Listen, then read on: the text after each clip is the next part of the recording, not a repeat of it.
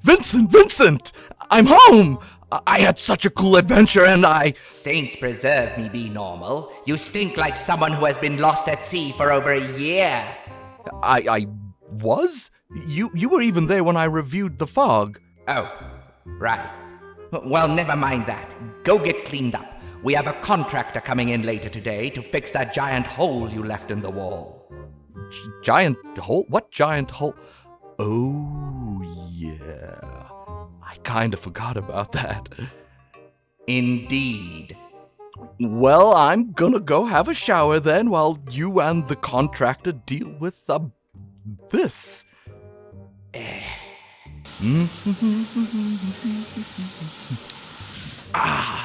Much better. Yes. Much better. Oh, you must be that contractor that Vincent hired. Indeed I am. Well, are you gonna fix the hole in the wall? Indeed I will. Then, why are you hanging around me? Oh, what's the rush? I have such sights to show you. No.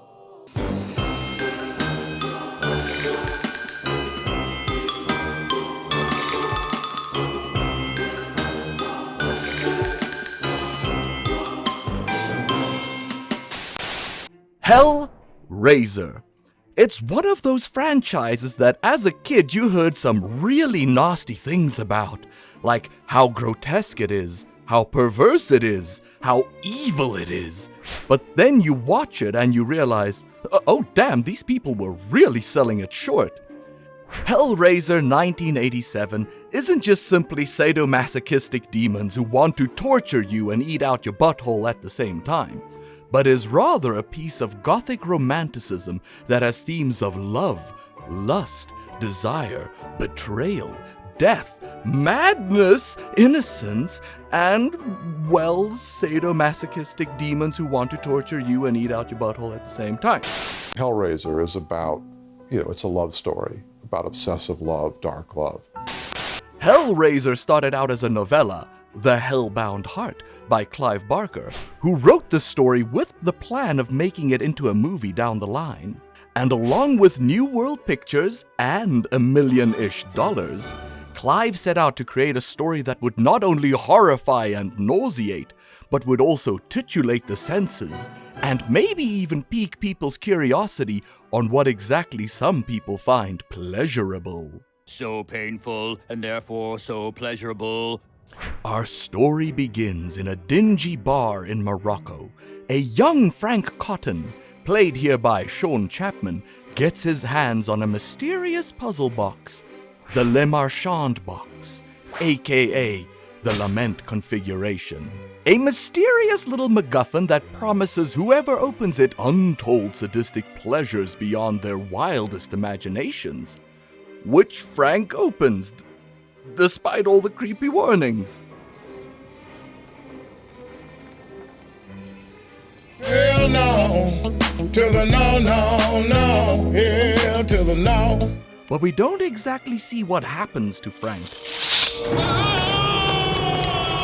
Only the gory and horrifying aftermath, as we are briefly introduced to the creepy keepers of the puzzle box, the Cenobites. With the lead Cenobite, who fans have dubbed Pinhead, busy gathering up what is left of Frank and closing up the puzzle box. Who are you? They call me Pinface. Why did they call you that? But then, we cut to some time later, with the semi-estranged brother of Frank, Larry Cotton, played by Andrew Robinson, showing up to the familial home that Frank was squatting in. Turns out, Larry and his wife Julia, played by Claire Higgins, plan on moving into the old, now seemingly abandoned home. Wait, Julia, why did you just take some of those photographs you found in Frank's squatty nest? You're not being suspicious or anything, are you? Soon, we also meet Larry's daughter, Kirsty, played by Ashley Lawrence, our protagonist throughout the story. But it isn't long until we get our first taste of deceit with the discovery that Julia and Frank actually have a bit of history. I'm Frank. A history of lust and wanting and betrayal.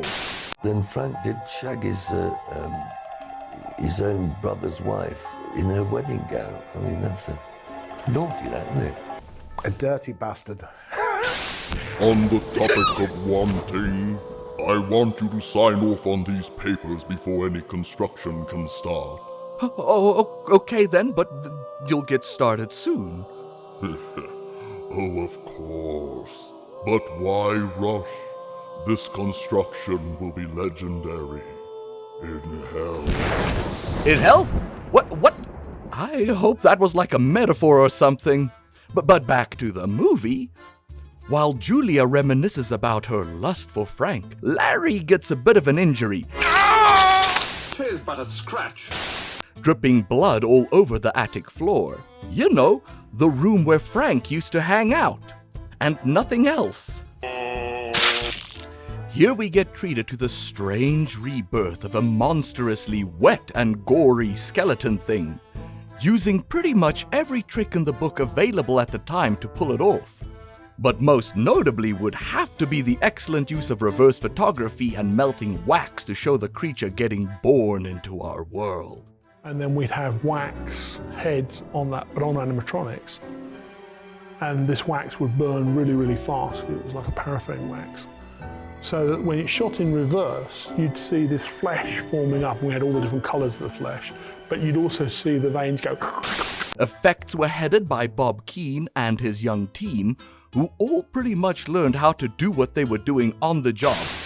I didn't know how things worked. I was literally coming in not knowing how. I didn't even actually know how prosthetic makeup was made or done. I can remember horrified walking into a chemist and saying, I'd like to buy every condom you have. And the man looking at me very straight-laced, looked at me and said, are you going to a party? And as a side note, isn't it fantastic how this is shot and lit? I mean, it takes massive cojones to so blatantly show horror of this magnitude. Similar to how John Landis did American Werewolf in London's transformation in a well-lit room. Help me! Please! Help me! Just goes to show spooky and creepy things can happen anywhere and anytime, not just in the dark at night.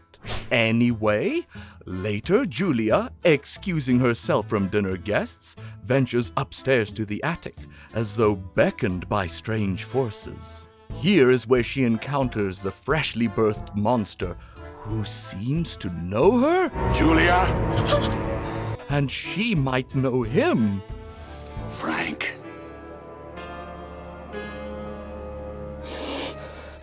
No. No! So yes, Larry's blood brought Frank back from wherever it was the Cenobites took his soul. His blood on the floor, it brought me back.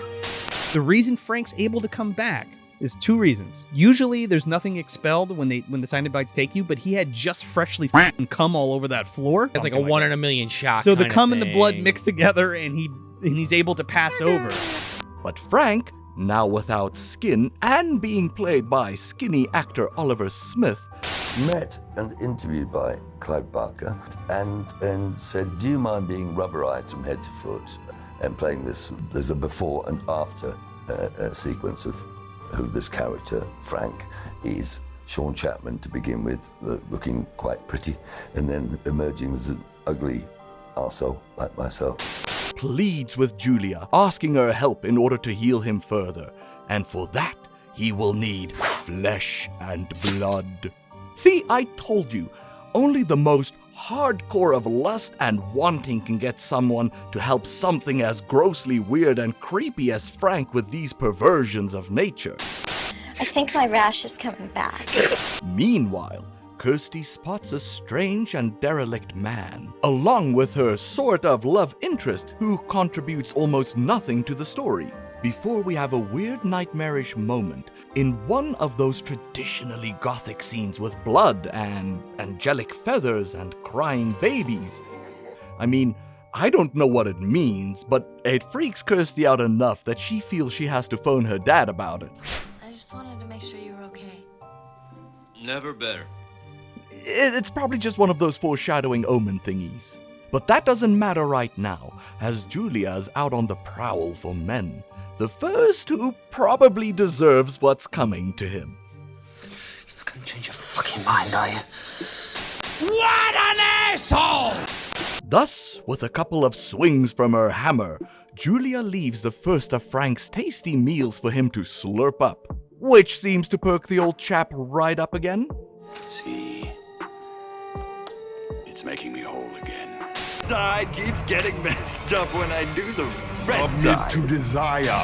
But later, Larry comes home, interrupting our discovery of Frank's agency. The Cenobites. It's only a matter of time before they find I've slipped them. Before moving back over to Kirsty, who has another encounter with the derelict man at her workplace. I wonder if that's foreshadowing. Anyway, we see Julia continuing her seductive hammering of men for Frank's healing process, with her giving some concerning facial expressions. Oh Lord, I think she's into that. Jeez! Don't sneak up on me like that. I laugh at your discomfort. By the way, I'm bringing my crew in to help. But... Hush now, little blue one. We have much work to do. Out of the way, dweeb. Okay. Party! Embrace us. Before we learn more of why Frank is where he is now. You promised me an explanation. The Cenobites gave me an experience beyond the limits. Pain and pleasure, indivisible. Oh, like when you twist a loose tooth and it hurts so good. Okay, I see where you're coming from now. And with time, Frank gets restless, Larry gets investigative, Julia gets frightened, and another poor schmuck gets fed upon. Don't let him kill me! But now we have Kirsty discovering some of what is going on in secret within the old house. No. Kirsty, it's Frank. It's Uncle Frank. No. You remember? No. Come to Daddy. But Kirsty manages to flee the situation, puzzle box in hand, but also lands herself in hospital. Here she starts Rubixing the cube she stole from Frank in an almost hypnotic and mystical way, before accidentally opening a mysterious doorway, echoing with the cries of an unseen baby.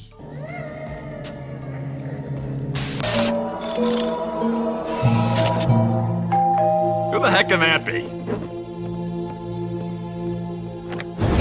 Oh, such sights. Weirdo. Before we meet another of Hell's denizens, the engineer. Now, don't get me wrong, I love and appreciate this scene, and I certainly could not pull this off. So take my criticism here lightly and gently, like a whispery breeze. This video is meant for entertainment purposes only. Like and subscribe. I totally get how someone can look at this today and say it looks a little phony.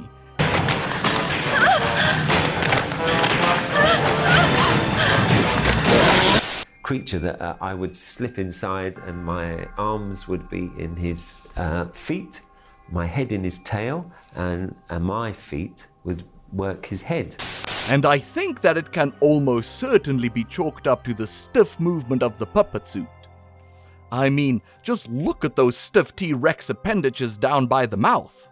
Plus, this thing has zero vertical movement as it moves towards the camera. Now, that's obviously just because this thing is on a rail of some kind. You can even see the FX guy pushing it around if you squint hard enough. Not that I mind shit like that. So Kirsty escapes, and we are treated with a beautifully haunting scene of dreamlike horror as the Cenobites appear in all their glory. No, wait, I do mean gory. Who are you? Explorers in the further regions of experience. Demons to some, angels to others. The gang is all here. We have the Chatterer, Butterball, female Cenobite, and lead Cenobite? Weird names, but okay. Boss, we've been talking. These names you've given us, well, we feel you might be using them to belittle us. Belittle? What? Me? Never. What's my name, boss? What's my name? Face, what are your thoughts on the matter?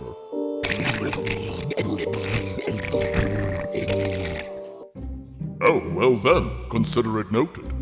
Anyway, the Cenobites show up, ready to take Kirsty away, but she bargains with them after she divulges that Frank has escaped them. I want to hear him confess himself. Then, maybe... Back at the house, Frank decides that the time has come for him to get his new skin, and why not use his brother Larry for that? What are you talking about? It's best you see for yourself. But lo and behold, Kirsty does not suspect a thing. Whatever Frank did was unspeakable. We're clever, me and you, ghosties and ghoulies watching at home, aren't we? And smelt that rat Frank a mile off, didn't we? I mean, even the Cenobites know something fishy is going on in this house. We want the man who did this. And of course, Frank must Frank even when he is trying to Larry. Come to Daddy.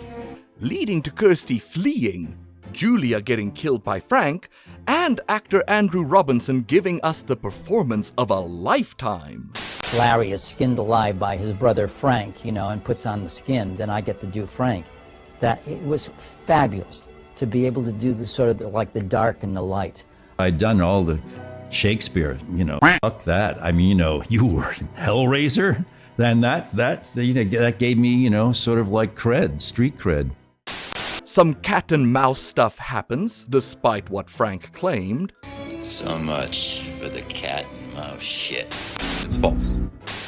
Before the two inevitably convene in the attic, where Frank being Frank gives the Cenobites all they needed to stick with their bargain they struck with Kirsty. Frank. No. We had to hear it from your own lips. And so, from the darkness, chains burst forth, attaching hooks to Frank's new skin, stretching him into that skin lady from Doctor Who. I don't look a day over 2,000. And in a beautiful bit of creative input from Andrew Robinson, what was written as a simple but mundane "F you" became the most memorable quote from any non-Cenobite. Jesus wept. Before he gets ripped apart. But the Cenobites are lusting for more and start stalking Kirsty. But after retrieving the puzzle box, she uses it to alakazap the BDSM punks back into another dimension. And all this arcane energy causes the house to start collapsing in on itself. But thankfully, Kirsty's lover boy shows up in the nick of time to nearly get killed. But thankfully, the two escape the spooky house, which burns down in quite a comical way. I mean, I don't know what the f*** this chair was made out of for it to still be standing while everything else is just gone, but we should build houses out of that. But what is this? The derelict man from earlier? Picking up the puzzle box? Transforming into a bone dragon? Transitioning into a similar scene to where it all began. What's your pleasure, sir? Speaking of where it all began... Party, party, party. Oh, hey, it's you. Looks like the job was way trickier than we thought. This is going to take at least 7, maybe 8 weeks to complete. 8 weeks? But that's unacceptable! Oh, really? What are you going to do about it, Blue Boy? Ouch! Hey, quit it!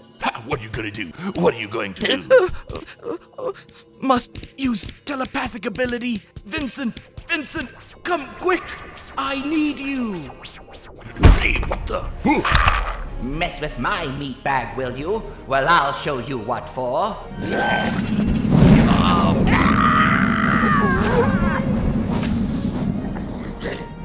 Vincent, you saved me! But what are we gonna do about that hole in the wall? What? But how? Hello, I'm John Carpenter. How do you do? The following is a Beyond Normal public service announcement. Well, there you have it. Clive Barker's Hellraiser. I hope you guys had as much fun watching this one as I had making it. And if you liked it quite a bit, consider subscribing to see more of what I do. I mean, we got lists, we got reviews, we got these essay thingies. Stick around, you'll have a good time. And I will spook to you again soon.